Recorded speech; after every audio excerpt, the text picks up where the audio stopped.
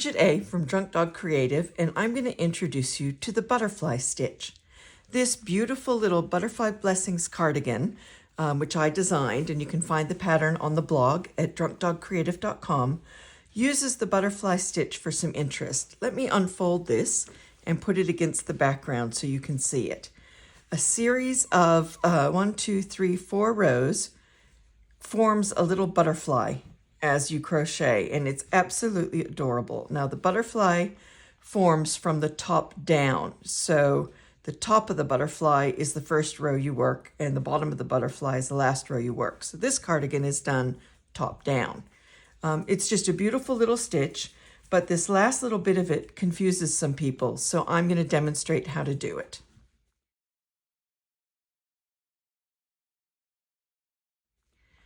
So I have some chunkier yarn with a bigger hook here to demonstrate this. I've done a foundation crochet row of 1, 2, 3, 4, 5, 6, 7, 8, 9, 10, 11 stitches. The butterfly stitch takes up 5 stitches, and I've just put 3 on each side to give it some weight to show you. So whatever garment you're working in, the butterfly is worked over 5 stitches. So I'm going to just do my chain 3 to turn rows, and I'm going to double crochet in the first, well, skip the first one because the chain 3 counts. This isn't important to the butterfly itself. This is just whatever you're doing in the pattern before and after the butterfly. For the first row of the butterfly, I'm going to chain 5, and I'm going to skip 5 stitches.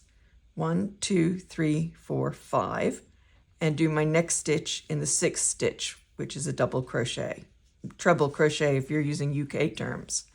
And then I'm just going to treble crochet to the end of the row,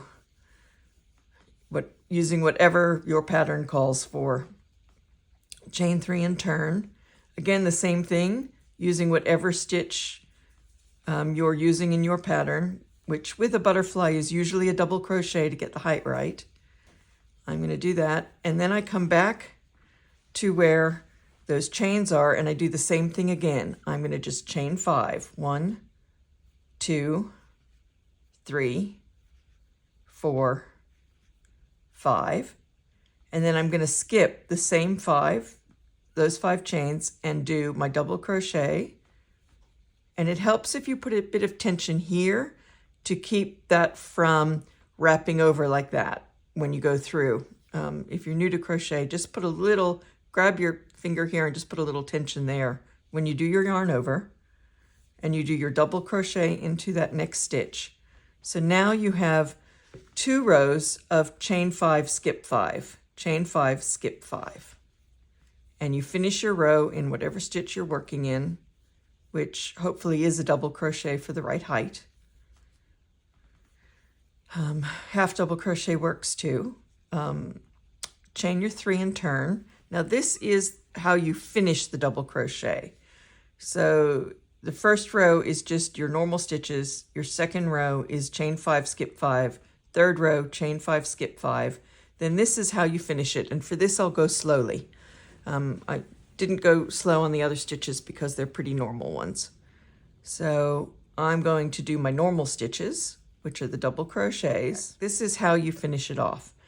In this last stitch before the chains, you're going to do 2 double crochets, or whatever stitches you're working in for your base stitch. So you're going to do 2 in that one. Yarn over, draw up a loop, yarn over, draw through both loops, another half double crochet in the same stitch. So you've got 2 in the same stitch. Then you're going to chain 1. Then you're going to yarn over and do a double crochet, but you're going to do it way back in this first row, and you're going to do it in the middle stitch of the skipped. So there's 1, 2, 3, 4, 5 skip stitches.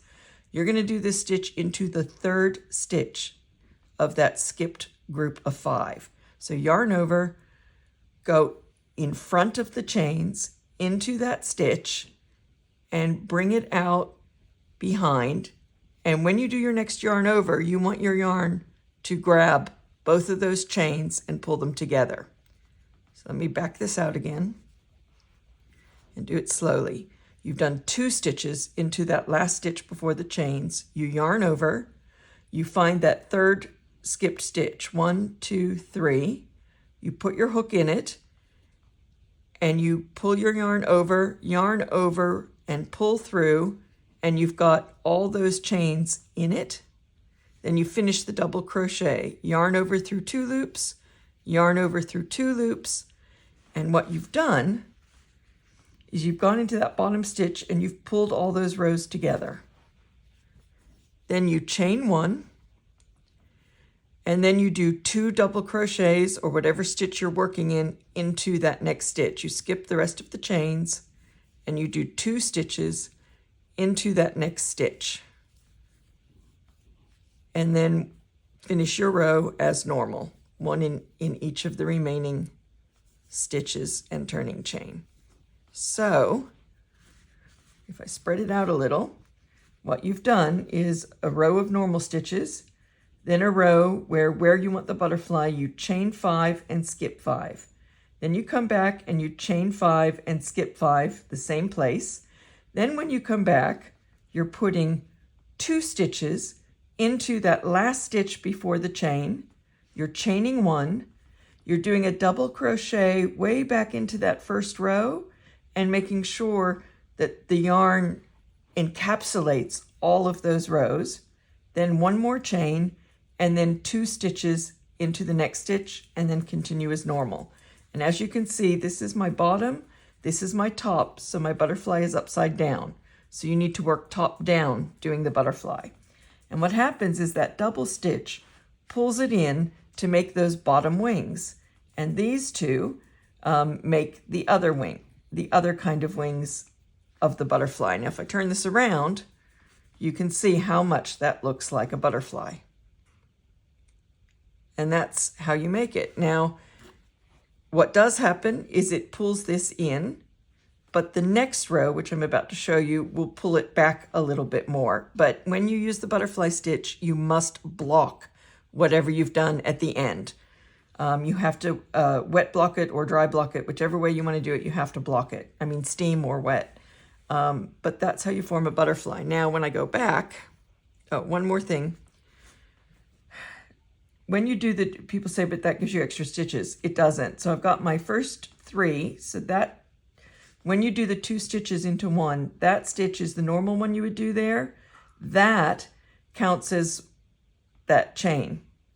And then you only chain 1 instead of 2. So you only have 1, 2, 3, chain, stitch, chain, 1, 2, 3 within the butterfly, but that extra stitch on each side is the 4 and the 5 of the skip chains. So this will eventually not curl in. And if it's in a bigger piece, it works properly. And you'll see that when you block it and when you have more of it. So your stitch count should be the same always. So I'm going to chain my 3, and I'm going to work all double crochets on the next row. So you do need at least 1 row of normal stitches between butterfly rows to keep it from pulling in like that. So I'm going to go into each of those stitches, including that double. I'm going to do 1 stitch into that chain space, 1 stitch into the double crochet that wrapped around the butterfly, 1 stitch into the chain space, and then 1 into each of these stitches to the end. Let me get some more yarn off this.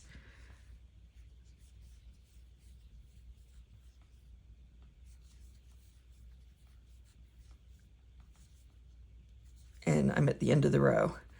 So even though it's a chain 5, skip 5, this is now only a single chain because of this double stitch. So you can see already that that has straightened it. So 2 stitches, chain 1, the double crochet that wraps around all of it, chain 1, 2 stitches. Going back the other way, it's just a single stitch in every stitch and 1 in each chain. Let's do 1 more together. And I'll do these side stitches fairly quickly because again, they're not a huge part of the pattern, but you have to make sure to start your butterfly in the right place. So again, I am going to chain 5. 1, 2, 3, 4, 5. I'm going to skip 5. 1, 2, 3, 4, 5. And I'm going to do my next stitch in that 6th stitch, which for me is a double crochet. And then I'm going to finish the row.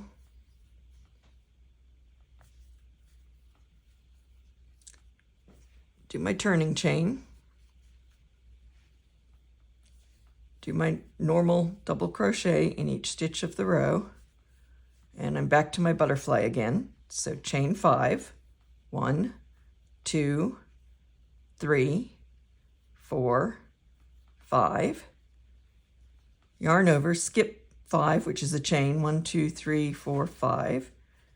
Double crochet into the 6th stitch, which is that very next stitch after the chain. Finish the row. And of course, you can do multiple butterflies across the row, but you should always have at least 3 stitches between them. I generally put 4 or 5 between them and spread them out. And as you can see on this one, I even staggered them. So there's 3, 2, 3, 2 up the back of the garment. You can do all sorts of things with them. All right, now this is the tricky row. So I'm going to do my turning chain. And I'm going to do my normal stitches until I come to the last one before the chains. And I'm going to do 2 stitches into that. So 2 double crochets, because that's what I'm using, into the same stitch. I'm going to chain only 1 this time. I'm going to yarn over, and I'm going to go into the 3rd stitch of the skip stitches. 1, 2, 3. That's the one in the middle. And I'm going to grab my yarn over all those chains. That's kind of where it naturally goes. And then I'm going to yarn over, pull through 2 loops, yarn over, pull through 2 loops. It's a normal double crochet. And then I'm going to chain 1. And let me show you that grab again in slow motion.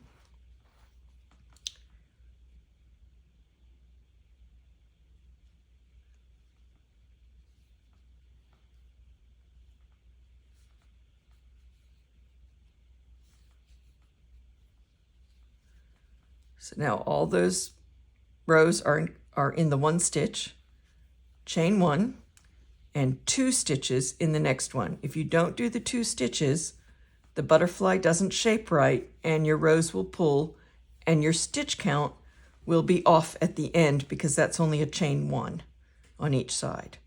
And then finish the row.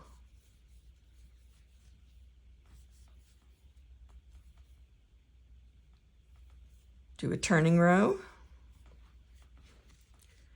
and it's a double crochet in each stitch with your turning chain counting as your first stitch.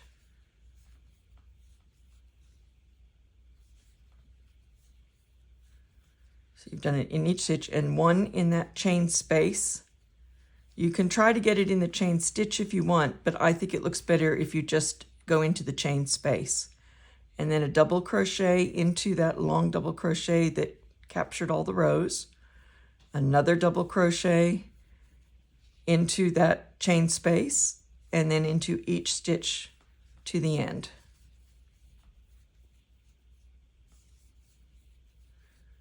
This stitch does not work well with a single crochet. There's not enough space, there's not enough height in the row to show you the butterfly sticking out. And you see when you block this, it'll be all nice and even. But I am going to show you one example with a half double crochet. It comes out a little smaller. So I'm going to chain 2, and this time I'm going to do a whole row of half double crochets as a foundation. So I'll just whiz through this. And half double crochet would be called a half treble crochet in UK terms.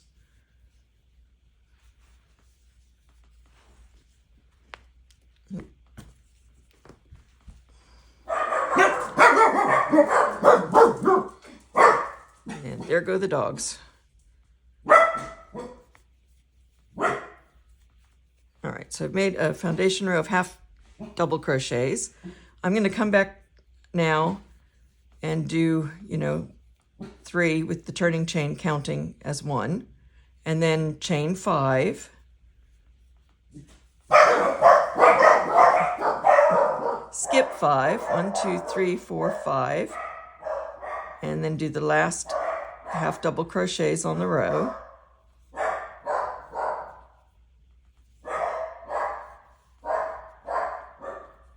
Turning chain, and again my sides, these could be whatever you're doing. Now again, chain 5, 1, 2, 3, 4, 5, skip 5, half double crochet in the next stitch after the chain 5,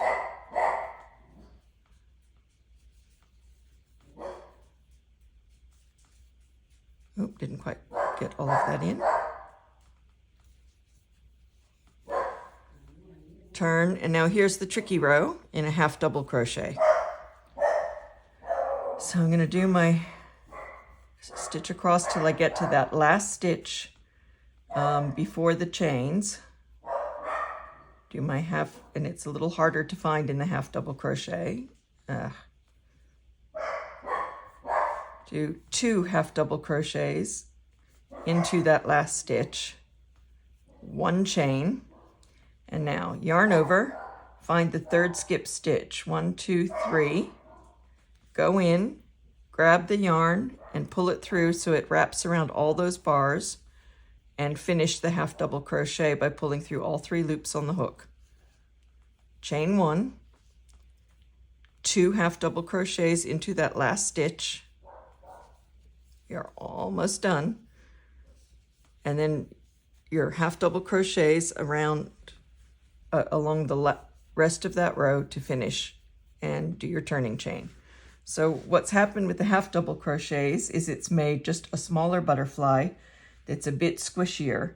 The double crochets are much better defined. This is why I wanted to show it to you. So even when I finish off this last row, which I'll do quickly, it's all half double crochets all the way across in every stitch, and 1 in that chain 1 space. Don't forget to do it in that middle stitch that encompasses everything.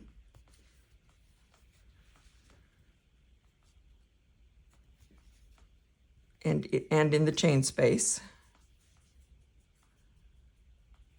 It's easy to skip one of those if you're using the half double crochet because the spaces are much smaller. And if you're using a bulky yarn like this, it can hide it. All right, so that's done. You can see that the double crochet butterfly is better defined, and the half double crochet one doesn't have as much definition, but it is smaller. So it depends on what your pattern is calling for. And a single crochet would be too small. All you would see is holes. You wouldn't see it as a butterfly. So the stitch size is important. I've never tried it with a treble crochet or a double treble in UK terms. My preferred is the double crochet or UK treble crochet because the definition is so much better, as you can see. And it works in any yarn. This is a worsted weight. This is a fingering or fine baby yarn. It's the Cadia cotton for babies. It's just beautiful. So you can see how it just adds a little bit of interest to things. Great for shawls, scarves, blankets, baby clothes. But that's the butterfly stitch. And that's how it's done. And I hope you enjoyed that. Thank you for watching. Happy hooking.